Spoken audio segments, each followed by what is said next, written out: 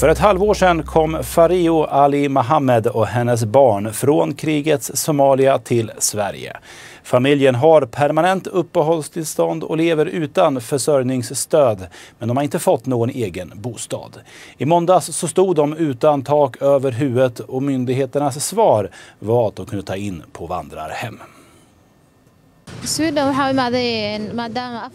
Jag lämnar kriget i mitt hemland för att söka mig en fristad i Sverige.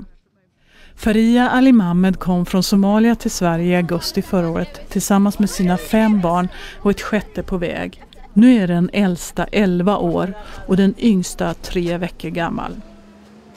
Efter en tid på flyktingförläggning i Skellefteå så flyttar familjen till bekanta i Norrköping.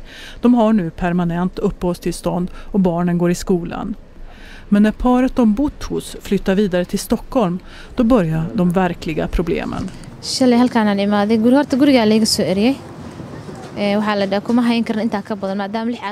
Faria och barnen fick inte bo kvar i lägenheten och de fick heller inget eget hyreskontrakt någon annanstans.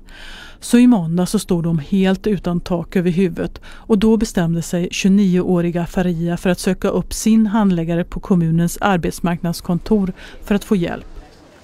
Faria Ali Mohammed talar bara somaliska och hon är analfabet. Trots det så gav handläggaren på arbetsmarknadskontoret henne ett papper med adresser till olika vandrarhem i Norrköping utan att försäkra sig om att Faria förstått vad som stod där eller vad hon skulle göra för att hitta någonstans att bo.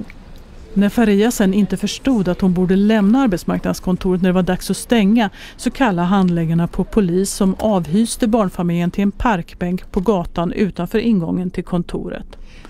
Förstod du varför de kastade ut dig?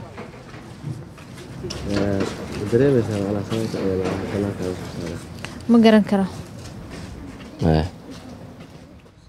Den 10-årige sonen ringde polisen för att be om hjälp, men ingen kom. Det gjorde istället ett par somalier som hört rykten om familjens situation. De ordnade så att familjen fick sova hos några av deras vänner. Jag frågar om det är så här myndigheterna tänker, att somalierna de tar nog hand om varann. Ja, så är det nog, svarar Faria Ali Mohammed. Och så berättar hon om hur flera av hennes landsmän beskrivit Sverige som ett land med vänliga, mänskliga människor. Är det så fortfarande, frågar jag genom tolken. Då skrattar Faria för första gången.